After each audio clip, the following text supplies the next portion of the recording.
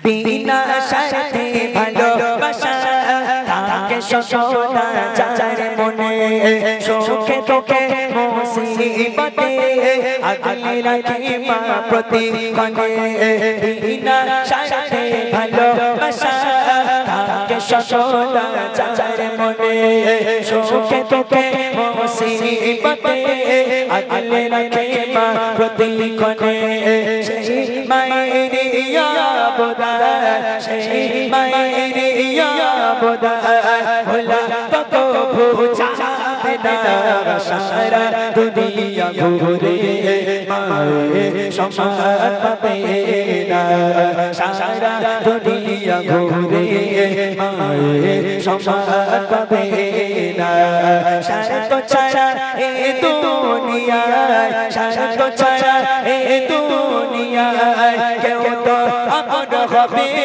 না সারা দুনিয়া ঘুরে মায়ে সম্মান পাবে না সারা দুনিয়া ঘুরে মায়ে সম্মান পাবে না হাজার দুঃখ যত রাতে হয় না ক্লান্ত কোনো রাতে একটি রাতে ঘুম আসে না বসে থাকি মা বাবার রাতে হাজার দুঃখ যত রাতে হয় না ক্লান্ত কোনো রাতে একটি রাতে ঘুম আসে না বসে থাকি মা বাবার রাতে আল্লাহ মহা উপহার আল্লাহ মহা উপহার ভোলা কত বুঝাবে না সারা দুনিয়া ঘুরে মায়ে সম্মান পাবে না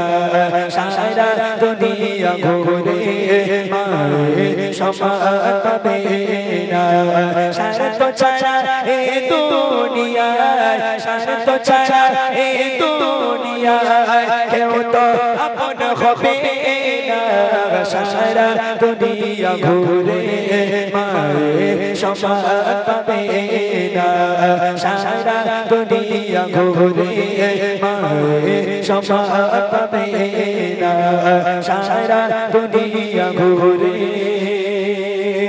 মায়ে সম্মান পাবে না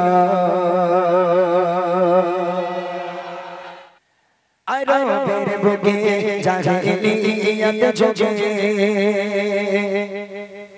আরবের বুকে জাহিলিয়াত যুগে সুখ শান্তি নারী সম্মান বলে কিছু ছিল না কি বলবো সেই যুগের ঘটনা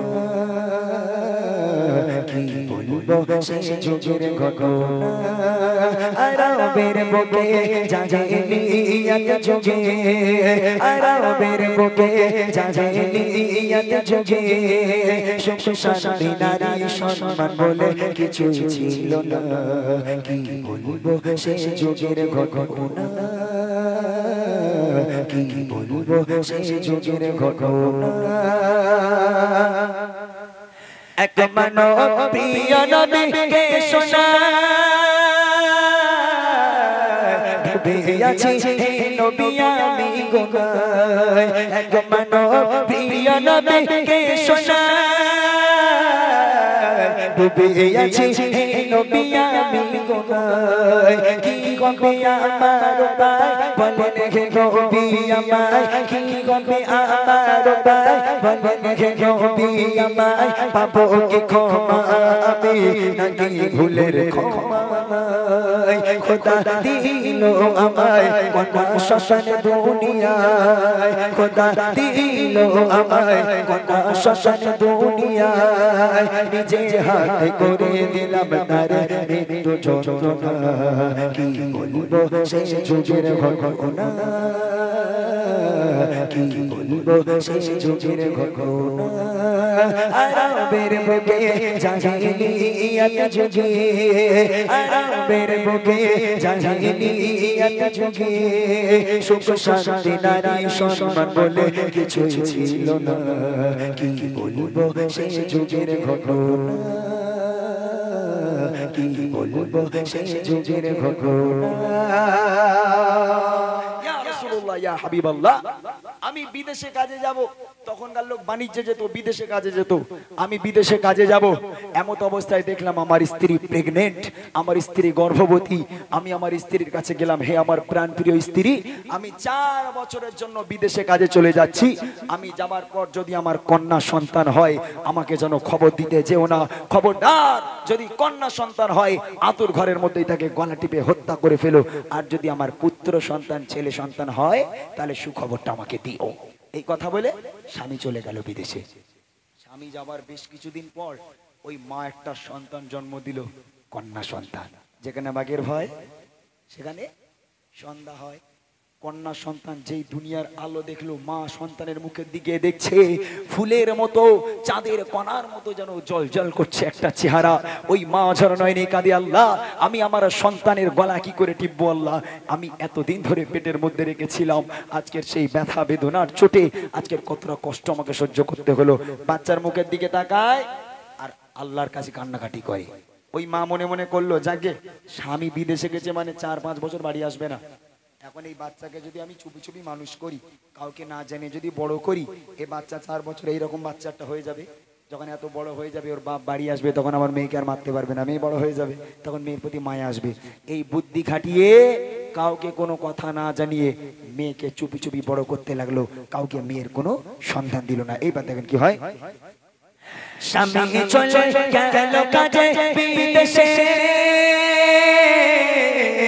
জন্ম নিল এক শশা কন্যা বেশে। মা ভাবে, ও গো মা ভাবে, বাড়িতে তার পিতা নাই, লালন পালন করব মায়া মমতায়। বাবাকে মানা জানিয়ে মেয়েকে বড় করে, বাবাকে মানা জানিয়ে মেয়েকে বড় করে। বেড়ে ওঠে কন্যা তখন 4 বছর পার করে। খেলছে কচি শিশু হেসে খেলে আঙিনায়, খেলছে কচি শিশু হেসে খেলে আঙিনায়। মা ভয়ে মরে স্বামী এলে বাঁচিয়ে রাখবে না, কি বলবো সেই যুগের ঘটনা, কি বলবো সেই যুগের ঘটনা। 4 বছর বয়স হয়ে গেল বাচ্চাটার, এইরকম বড় হয়ে গেল যে বাচ্চাটাকে দেখালাম অত বড় হয়ে গেল। ওই বাচ্চাটা উঠানে খেলা করছে, হাসছে, খেলছে। হঠাৎ করে সেই বিদেশের বাপ 4 বছর পর বাড়িতে হাজির। যেই বাড়ির দরজায় পা রেখেছে, দেখছে তার আঙিনায়, তার উঠানে একটা চাঁদের মতো বাচ্চা, ফুলের মতো দেখতে একটা মেয়ে হাসছে, খেলছে, দৌড়দৌড়ি করছে। এখন ওই বাপ দূর থেকে দাঁড়িয়ে দাঁড়িয়ে চিন্তা করি, কার মেয়ে, কোথাকার মেয়ে, এ মেয়ে আমার বাড়ি কেন, কার মেয়ে হতে পারে। দাঁড়িয়ে দাঁড়িয়ে দূর থেকে চিন্তা করছে। এমত অবস্থায় ওই মেয়ে দৌড়ে দৌড়ে দৌড়ে দৌড়ে এসে আব্বাকে জড়িয়ে ধরেছে। আব্বা, আব্বা আপনি ভালো আছেন? আব্বা কতদিন হয়ে গেল আপনাকে দেখলাম না, মায়ের মুখে কত আপনার কথা শুনেছি আব্বা। আব্বা আমি আপনার মেয়ে, আপনার কি একটু মনে পড়েনি আমার কথা? আব্বা আপনি ভালো আছেন? যেই আব্বা বলে ডেকেছে, ওই বাপের মাথা গেল খোঁচে। মেয়েটাকে একদম হেঁচড়া টান মেরে সরিয়ে ফেলে দিয়ে বাপ চলে গেল গড় গড় করে ঘরের মধ্যে। ঘরে ঢুকে গেল, ঘরে ঢুকে স্ত্রীর সঙ্গে কথা বললো না, বাপ রেগে আগুন। এইবার মেয়ের উপর কি হবে কবি ছন্দের মাধ্যমে লিখে রাখেন। একদিন ফিরে এলো তার স্বামী, দেখে ফুটে ফুটে কন্যা সন্তান তার বাড়ি। ভাবে এ মেয়ে, ভাবে এ মেয়ে তার বাড়ি দেখে করে। আর সেই মেয়ে ছুটে এসে জড়িয়ে ধরে, বলে আপু আমায় দেখো না, আমি যে তোমার সোনা। আপু আমায় দেখো না, আমি যে তোমার সোনা। বহুদিন ধরে তোমায় ছিল দেখার বাসনা, আজ হয়েছে পূরণ। আপু আছো গো কেমন, আজ হয়েছে পূরণ। আপু আছো গো কেমন। এই দৃশ্য দেখে তার মাথা ঠিক থাকে না, কি বলবো সেই যুগের ঘটনা, কি বলবো সেই যুগের ঘটনা। একদিন হয়ে গেল, 2 দিন হয়ে গেল, 3 দিন হয়ে গেল। 2-1 দিনের পর ওই স্বামী এলো স্ত্রীর কাছে। এসে কি বলছে জানেন? বলছে যাকে যা আবার হয়ে গেছে বাদ দাও, তুমি যখন মেয়ে সন্তান জন্ম দিয়েই ফেলেছো, তা মেয়েটা বেশ বড় সড়ো হয়েছে, মোটামুটি ফুলের মতো দেখতে, তো মেয়েকে মেরে আর লাভ নেই। কি হবে মেরে, বাদ দাও। তুমি একটা কাজ করো, তুমি তোমার মেয়েকে সুন্দর করে সাজাও, আমি একটু মামার বাড়ির দিক থেকে ঘুরিয়ে আনি। তখন মা খুশিতে বাগে বাগ, যাক আমার পাষাণ হৃদয় স্বামী শেষ পর্যন্ত আমার মেয়েটাকে মেনে নিল। মা খুশি খুশি মনে মেয়েকে ফুলের মতো করে সাজিয়ে বাপের হাতে তুলে দিল, যাও মা আব্বার সঙ্গে ঘুরে এসো। মেয়ে বাপের হাত ধরে বাড়ি থেকে রওনা হয়ে গেল। পথের পর পথ মরুর বালুর উপর থেকে হেঁটে যায়, পথের পর পথ, পথের পর পথ, পথের পর পথ হেঁটে যায়, স্থান আর খুঁজে পায় না, না আছে কোনো ছায়া, না আছে কোনো পানি। এমত অবস্থায় এক সময় বাচ্চা মেয়েটা বলে, আব্বা আব্বা আপনি আমাকে কোথায় নিয়ে যাচ্ছেন আব্বা? আব্বা আমি যে আর হাঁটতে পারি না আব্বা, আব্বা পিপাসায় কলিজাটা ফেটে যায় আব্বা, কলিজাটা চৌচির হয়ে যায় আব্বা, আমি আর হাঁটতে পারবো না, আপনি আমাকে বাড়ি নিয়ে চলেন। ওই বাপ মেয়ের দিকে আর ফিরেও তাকায় না, হাত ধরে টানতে টানতে নিয়ে যাচ্ছে, চলো। আর মেয়ে অজর নয়নে কাঁদে, আব্বা আপনি আমাকে টেনে টেনে কোথায় নিয়ে যাচ্ছেন আব্বা? আব্বা কলিজাটা ফেটে যাচ্ছে, যদি একটু পানি না দেন আব্বা আমি হয়তো মারা যাব, আব্বা আপনি আমাকে তাড়াতাড়ি বাড়ি নিয়ে চলেন, আমার কলিজা ফেটে যায়। বাপ আর কোনো কথা শুনতে রাজি নয়। এবার দেখেন, রওনা ও গো রওনা হয়ে যায় বাপ মেয়ে, আনন্দে চলে মেয়ে তার বাপ পেয়ে, মরুর বালু ওপার দিয়ে হেঁটে যায়, বলে আব্বু বলো আমরা যাচ্ছি কোথায়, আমি চলতে আর পারি না, পিপাসায় কলিজা খানা, চলতে আমি পারি না, পিপাসায় কলিজা খানা ফেটে যায়, আব্বু আমায় বাড়ি নিয়ে চলো না, কি পাশানের হৃদয় তার শোনে না কথা, কি পাশানের হৃদয় তার শোনে না কথা, আব্বু আব্বু বলে কাঁদে মেয়ে ফিরেও দেখে না, কি বলবো সে যুগের ঘটনা, কি বলবো সে যুগের ঘটনা। চতুর্দিকে ময়দান মাঠ, ধুধু মাঠ, কোনো লোক নেই, জন নেই, ছায়া নেই। মেয়েটাকে একটা জায়গায় দাঁড় করিয়ে ওই বাপ বেশ কিছু দূর একা একা চলে গেল। মেয়ে একা দাঁড়িয়ে আছে আর বাপ কিছু দূর। মেয়ে দূর থেকে দাঁড়িয়ে দাঁড়িয়ে দেখছে তার বাপ দূরে গিয়ে যেন মাটি খুঁড়ছে, বাপ মাটি খুঁড়ছে, আর মেয়ে দূর থেকে তাকিয়ে তাকিয়ে দেখছে। মেয়ে ভাবছে হয়তো আমার আব্বা কাজের জন্য এসেছে তাই আমাকে নিয়ে এসেছে। মেয়ে দূর থেকে দাঁড়িয়ে দাঁড়িয়ে দেখছে বাপ মাটি খুঁড়ছে, মাটি খুঁড়তে খুঁড়তে গর্তের মধ্যে বাপ নেমে গেল, বাপ গর্তের মধ্যে নেমে গেল। আর মেয়ে দূর থেকে দেখছে তার বাপের মাথায় কপালে সারা দেহে ঘামগুলো টপিয়ে টপিয়ে টপিয়ে টপিয়ে নিচেই পড়ে।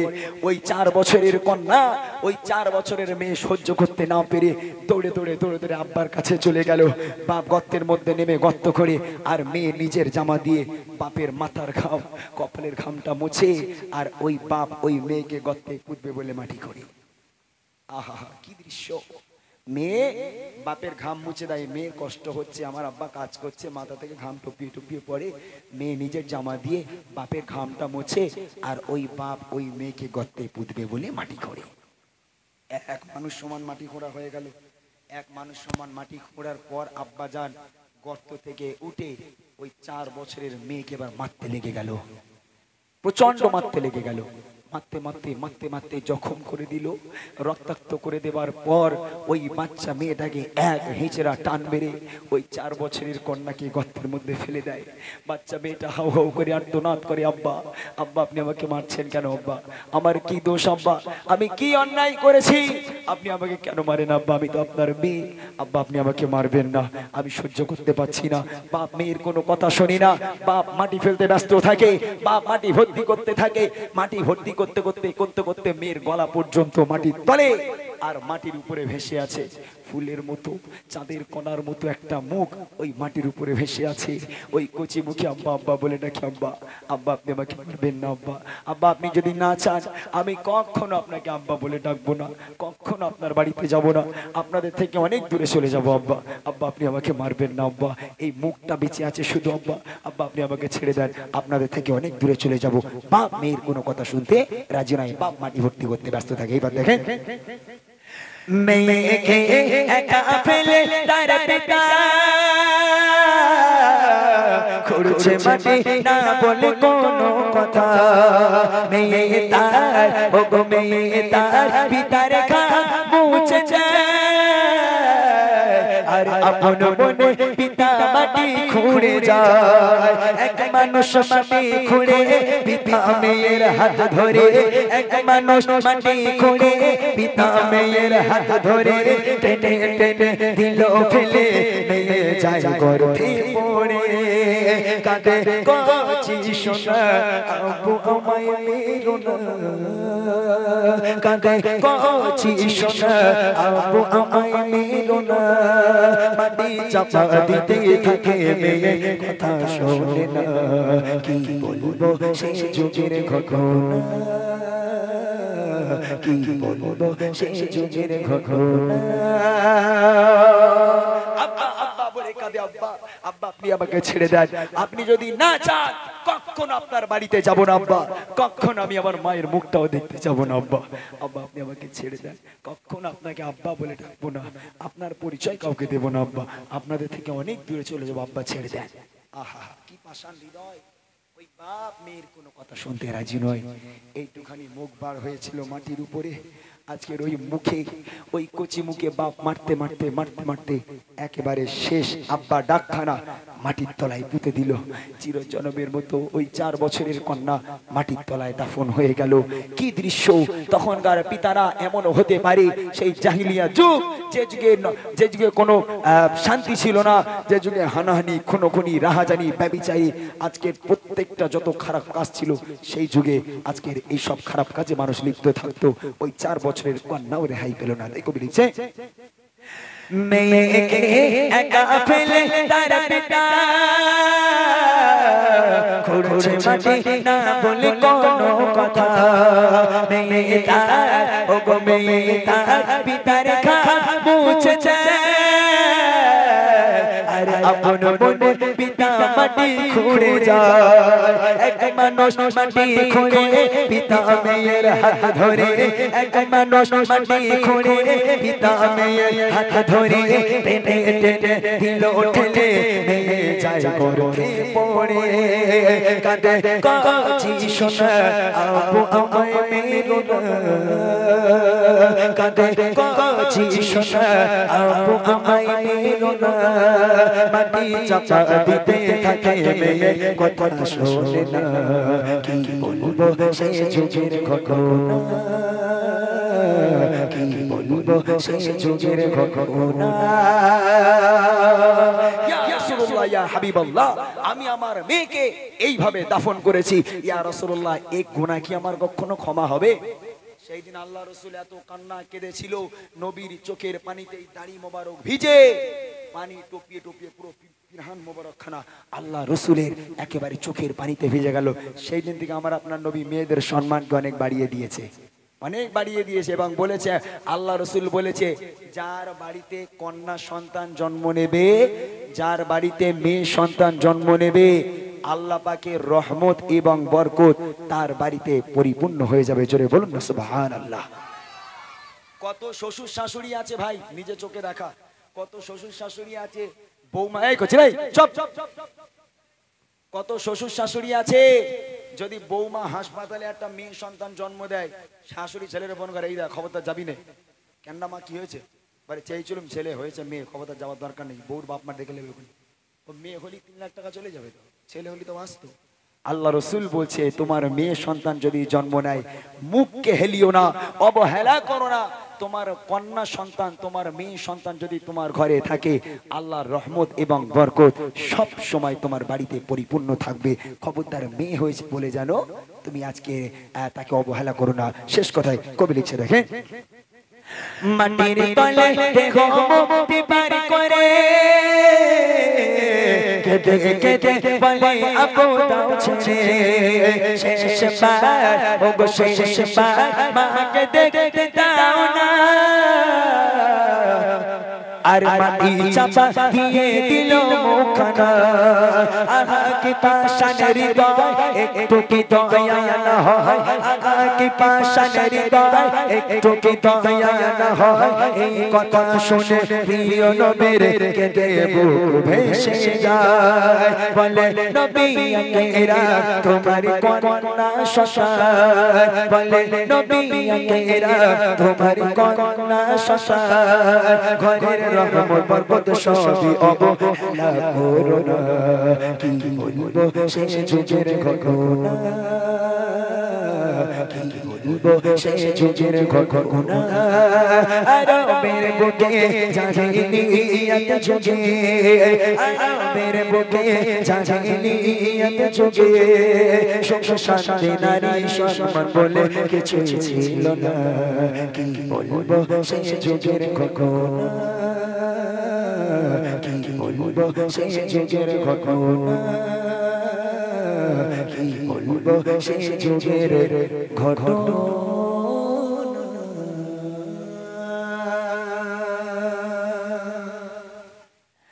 কবরে আযাব কত কঠিন সহিতে আমি পারিব না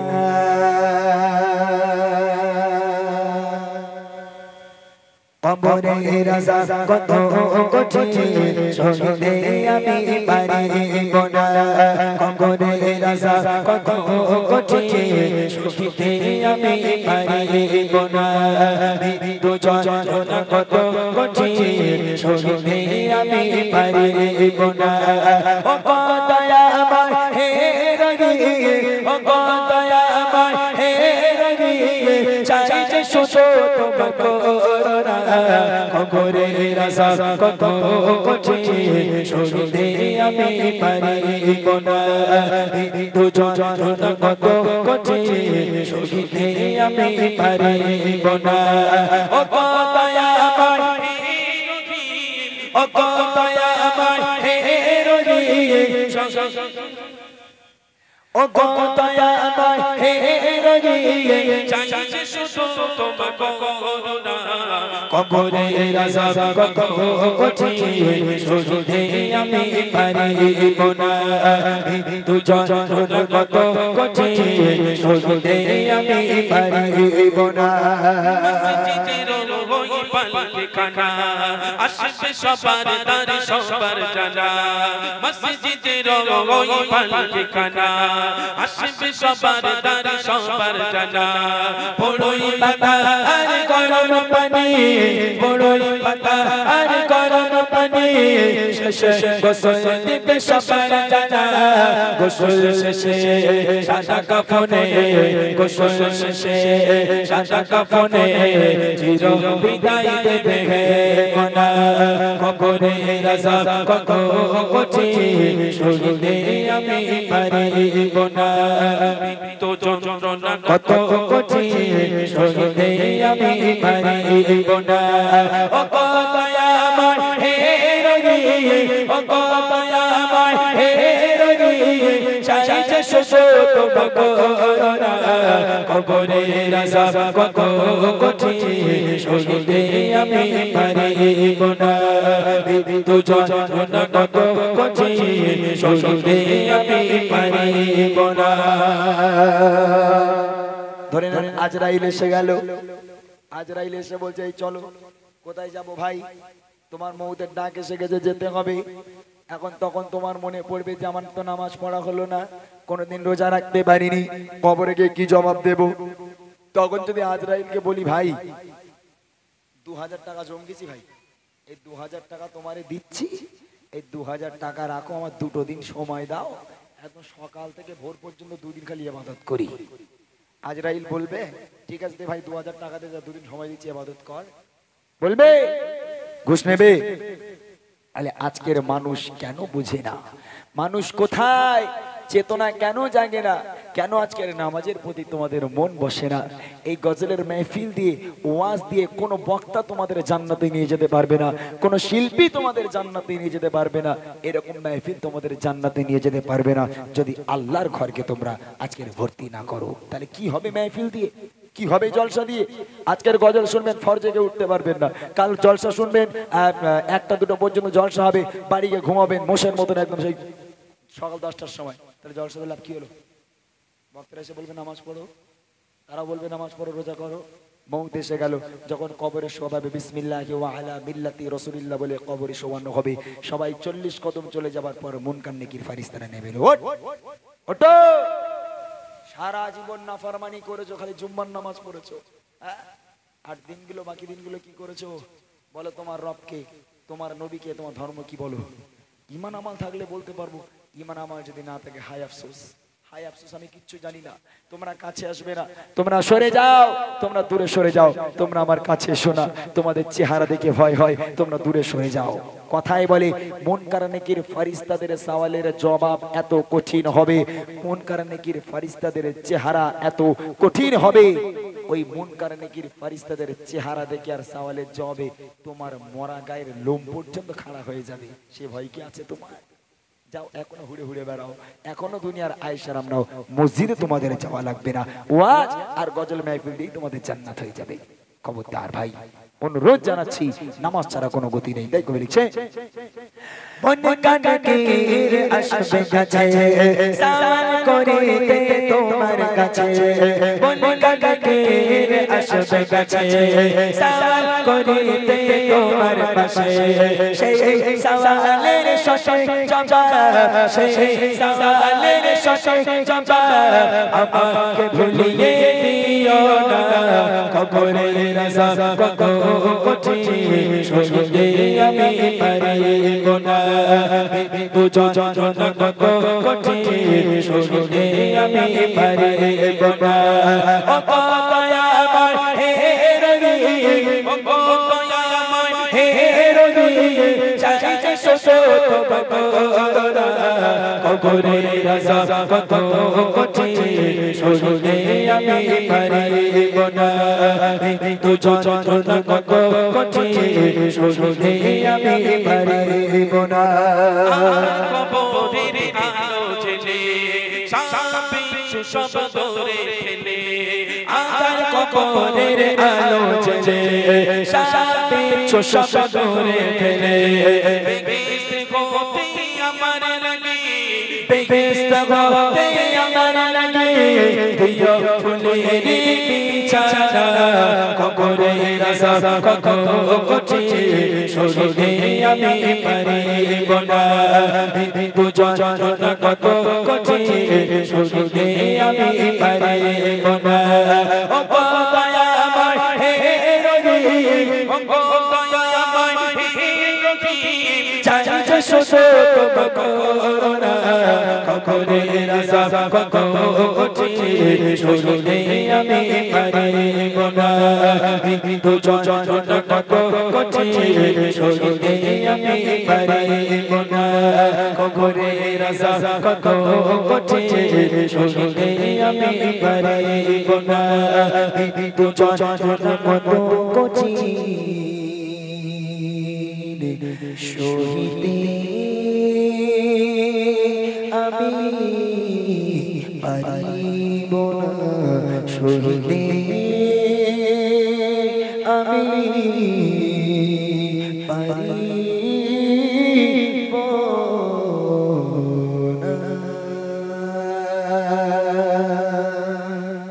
ওঠো জয় জয়, ওঠো জয় জয়, দেখো আঁখি খুলে আবু বকর সিদ্দিক ওসমান উমরের মতো হয়ে শক্তিশালী, নাও শমশির তুলে আল্লাহ মোহন বলে, নাও শমশির তুলে আল্লাহ মোহন বলে, মাগবীর সৈন্য সিপাহী কোথায় গেছো চলে, ওঠো জেগে, ওঠো জেগে, দেখো আঁখি খুলে আবু বকর সিদ্দিক ওসমান উমরের মতো হয়ে শক্তিশালী, নাও শমশির তুলে আল্লাহ মোহন বলে, নাও শমশির তুলে আল্লাহ মোহন বলে, বিপিনের মতো করে কত প্রাণ চলে যায়, মনে প্রাণে ভয় ভীত দুনিয়া সংকট মায় পিঁপড়ের মতো করে কত প্রাণ চলে যায় মনে প্রাণে ভয় ভীত দুনিয়া সংকট মায় নেই আর মনুষ্য ব্যবহার এবার দাও ইমানি হুঙ্কার এসো দলে দলে আল্লাহ মহান বলে এসো দলে দলে আল্লাহ মহান বলে মাগদের সৈন্য সিপাহী কোথায় গেছো চলে ওঠো জেগে দেখো আঁখি খুলে আবু বকর সিদ্দিক উসমান আলী উমরের মতো হয়ে শক্তিশালী নাও শমশির তুলে আল্লাহ মহান বলে নাও শমশির তুলে আল্লাহ মহান বলে নিকৃষ্ট আজ মানুষ বসেছে অত সুবাদছে গোপাতে বাড়িয়েছে কত নিকৃষ্ট আজ মানুষ বসেছে অত সুবাদছে গোপাতে বাড়িয়েছে কত নেই আর মনুষ্য ব্যবহার সালিমের জুলুম অত্যাচার করতে হবে বন্ধ এবার দাও না আওয়াজ তুলে আল্লাহ মহান বলে দাও না আওয়াজ তুলে আল্লাহ মহান বলে মাগদের সৈন্য সিপাহী কোথায় গেছো চলে ওঠো জেগে দেখো আঁখি খুলে আবু বকর সিদ্দিক উসমান আলী উমরের মতো হয়ে শক্তিশালী নাও শমশির তুলে আল্লাহ মহান বলে নাও শমশির তুলে আল্লাহ মহান বলে চারিদিকে আজ শুনি শুধুই হাহাকার মুসলমানের ওই কান্নায় ভেসে আসে চিৎকার চারিদিকে আজ শুনি শুধুই হাহাকার মুসলমানের ওই কান্নায় ভেসে আসে চিৎকার ভরণী নাও ইমানি সাজ আসবে ফিরে সোনালি তাজ একে রাখো দিলে আল্লাহ মহান বলে একে রাখো দিলে আল্লাহ মহান বলে মাগদের সৈন্য সিপাহী কোথায় গেছো চলে ওঠো জেগে দেখো আঁখি খুলে আবু বকর সিদ্দিক উসমান আলী উমরের মতো হয়ে শক্তিশালী নাও শমশির তুলে আল্লাহ মহান বলে নাও শমশির তুলে আল্লাহ মহান বলে নাও শমশির তুলে আল্লাহ মহান বলে জন্ম আমার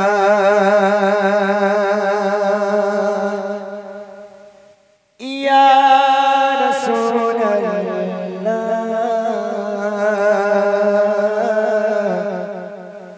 ইয়া হাবিবাল্লাহ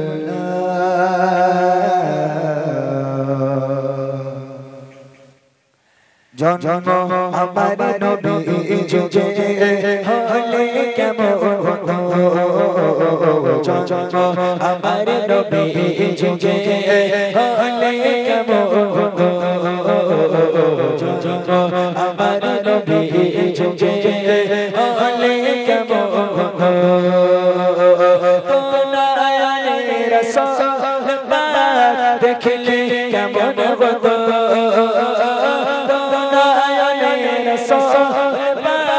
দেখলে কেমন হতো জন্ম আমার নবী যুগে হলে কেমন হতো জন্ম আমার নবী যুগে হলে কেমন হতো আসে সব সে হসরতে দিলালে মধুর যে আসানে ছিল এমন প্রেমে মুগ্ধরা আসে সব সে হসরতে দিলালে মধুর ছিল এমন প্রেমে মুগ্ধরা নবীর পিছে নামাজ পড়লে কেমন হতো নবীর পিছে নামাজ পড়লে কেমন হতো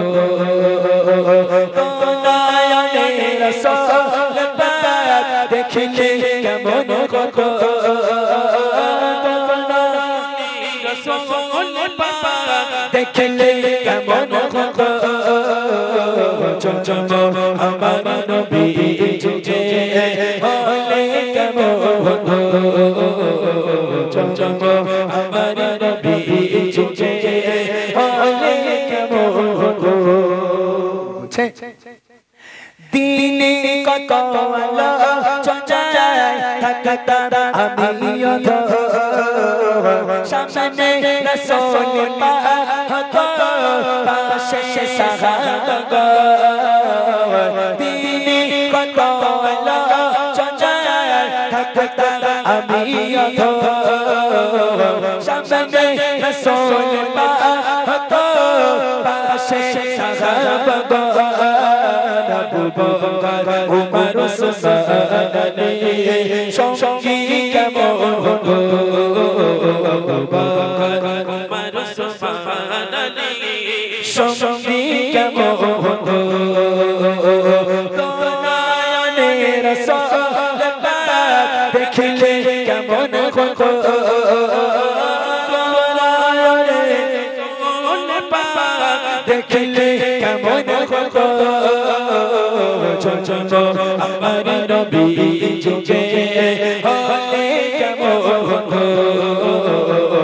চলো আমার নবী যুগে হলে কেমন হতো চলো আমার ইয়া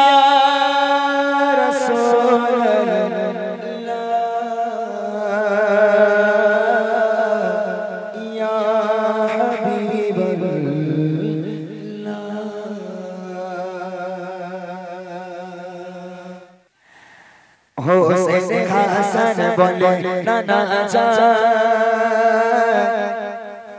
বলো কে দেখে সেরা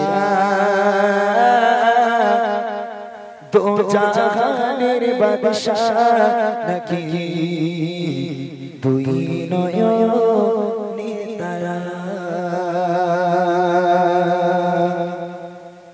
হোসেন হাসান বলে নানা হোসেন হাসান বলে নানা বলো কে দেখি সেরা দো জাহানের বাদশা নাকি দুই নয়নের তারা দো জাহানের বাদশা নাকি দুই নয়নের তারা বলো বলো কে সেরা খোদার কাছে দিয়ারা ও নানা বলো বলো কে সেরা খোদার কাছে দিয়ারা আল্লাহ রাসূল বলছে ও হাসান ও হুসাইন আমি তো নবী আর তোমরা তো উম্মত তোমরা দুই ভাই আমার উম্মত আর আমি নবী তাহলে নবী বড় হয় উম্মত বড় হয় না আল্লাহ রাসূল বলছে আমি বড় তোমরা উম্মত তোমরা বড় হতে পারো না আল্লাহ রাসূল এই কথা যখন বললো তখন হাসান হোসেন মুচকি হেসে হেসে বলছে ও না না তা তুমি নাই নবী আর আমরা নাই উম্মত তোমার দাম বেশি আমার দাম কম তাহলে না না বলো তিনি তোমার মায়ের নাম কি বলে আমার মায়ের নাম আমিনা বলে আমার মায়ের নাম আমিনা বলে তোমার আব্বার নাম বলে আমার আব্বার নাম আব্দুল্লাহ বলে আমার বাবার নাম জানো আমার বাবার নাম কি শোনো কবি লিখছে শেরে খোদা আমার পিতা ফাতেমার স্বামী শেরে খোদা আমার পিতা ফাতেমার স্বামী নবী নবী আম্মা জান্নাতে হিরানি নবী নবী আম্মা জান্নাতে হিরানি নানা তোমার মাতা পিতা সাধারণ মানুষ সারা নানা তোমার মাতা পিতা সাধারণ মানুষ সারা আমার মাতা পিতার কাছে কেমন বড় হয় তারা আমার মাতা পিতার কাছে কেমন বড় হয় তারা বলো বলো কে সেরা খোদার কাছে দিয়ারা বলো বলো কে সেরা খোদার কাছে দিয়ারা না তোমার মা আমিনা আর তোমার আব্বা আব্দুল্লাহ দুজনেই সাধারণ মানুষ তাদের কোনো গুণ আছে তাদের তো কোনো গুণ নেই কিন্তু আমার মা ফাতেমা, আমার আব্বা হলো হযরতে আলী। আরে আমার মা ফাতেমা তো জান্নাতের রানী, আর তোমার মা আমি নাকি জান্নাতের রানী হয়েছে, তাহলে তুমি কি করে বড় হও? ভালো করে বুঝবেন আমার কথা। হাসান হোসেন নবীকে বলছে না না, তোমার মা আমিনা সাধারণ মানুষ, কিন্তু আমার মা আমিনা আমার মা ফাতেমা সাধারণ নয়, আমার মা ফাতেমা নবীর বেটি এবং জান্নাতের রানী। আর তোমার মা আমিনা তো কোনো নবীরও বেটি না, কোনো জান্নাতের রানী না, তুমি কি করে বড় হলে? আল্লাহ রাসূল বলে তাই তো, ঠিক কথা। হ্যাঁ, আমার এত কথা বললে গজলকে শুনছে ভাই? আরে কথা কও কেন? চুপ করে খাড়াতে পারো না নাকি? খাড়াও চুপচাপ। আল্লাহ রাসূল বলছে ঠিক কথা, আমার মা আমিনা জান্নাতের রানী না, আমার মা আমিনা নবীর বেটি না, আমার মা ফাতেমা তো আমার মেয়ে ফাতেমা সে তো জান্নাতের রানী, সে আমার বেটি, তার মানে হাসান হোসেন বড়। এইবার দেখেন আবার হাসান হোসেন কি প্রশ্ন করছে আল্লাহ রাসূলকে, কি বলছে? তোমার নানির নামটি বাড়া বিনতে আব্দুল হোসেন। হাসান হোসেন বলছে না না, তোমার নানির নাম কি? বলে আমার নানির নাম বাররা। বলে তোমার নানি বাররাকে কতজন চেনে? আমার নানি কেটা জানো? বলে কেটা? বলে আমার নানির নাম শোনো, তোমার নানি বাররা আর আমার নানির নাম শোনো, কার নানি বড় দেখো। কি বলছে? তোমার নানি, তোমার নানির নামটি বাররা বিনতে আব্দুল হোসেন, সালাম দিয়েছে আল্লাহ নবীকে সে খাদিজা, সালাম দিয়েছে আল্লাহ নবীকে সে খাদিজা। তোমার নানির নামটিও বা শুনেছে বলো কারা, তোমার নানির নামটিও বা শুনেছে বলো কারা। আমার নানি ছিল না কলিজার টুকরা, আমার নানি ছিল না কলিজার টুকরা। বলো বলো কে সেরা খোদার কাছে ইয়ারা, ও নানা বলো বলো কে সেরা খোদার কাছে ইয়ারা। বলছে তোমার নানি বাররা, তোমার নানি বাররাকে কতজন চেনে? কেউ চেনে না। তোমার নানি বাররার নাম শুনিনি, কিন্তু আমার নানির নাম দেখো, আমার নানির নাম হলো খাদিজা, যে নবীর স্ত্রী, এবং আল্লাহ পাক আল্লাহ তাআলা আরশে মুআল্লা থেকে একটা মহিলাকে সালাম পাঠিয়েছিল, সেই মহিলা হলো আমার নানি খাদিজা। কোথায় তোমার নানি বাররা আর কোথায় আমার নানি খাদিজা? তুমি কি করে বড় হও? এই কথা যেই বলেছে, এইবার আল্লাহ রাসূল আস্তে আস্তে চুপ হয়ে গেল, কোনো উত্তর রইল না। এইবারে হাসান হোসেন বলছে না না, একটা শেষ প্রশ্ন করব, এই প্রশ্নই খেলা হয়ে যাবে যে তুমি জিতবে নাকি আমরা জিতবো। শেষ প্রশ্ন হবে নানা, তোমার নানা বড় নাকি আমার নানা বড়? যার নানা বড় হবে আজকের খেলায় সেই জিতবে। দেখি তোমার নানা বড় হয় নাকি আমার নানা বড় হয়। হাসান হোসেন বলছে, কি বলছে? ও নানা করি এবার শেষে একটি সওয়াল। নানা একটাই সওয়াল করব, এই সওয়ালে হার জিত হয়ে যাবে। ভাই তুমি জিতবে নালে আমরা জিতবো। তাই কবি লিখছে, ও নানা করি এবার শেষে একটি সওয়াল, দেখবো এবার তোমার বাদানা কি যে কামাল, দেখবো এবার তোমার বাদানা কি যে কামাল।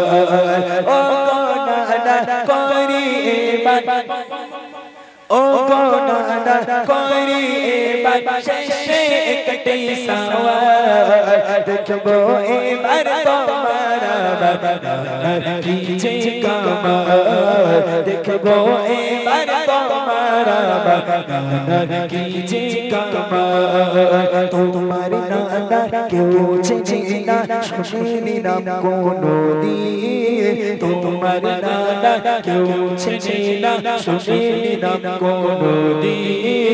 আমার নানা নবীতে নবী রহমতে আলামিন, আমার নানা নবীতে নবী রহমতে আলামিন। বলো বলো কে সেরা খোদার কাছে ইয়ারা, ও নানা বলো বলো কে সেরা খোদার কাছে ইয়ারা, ও নানা বলো বলো কে সেরা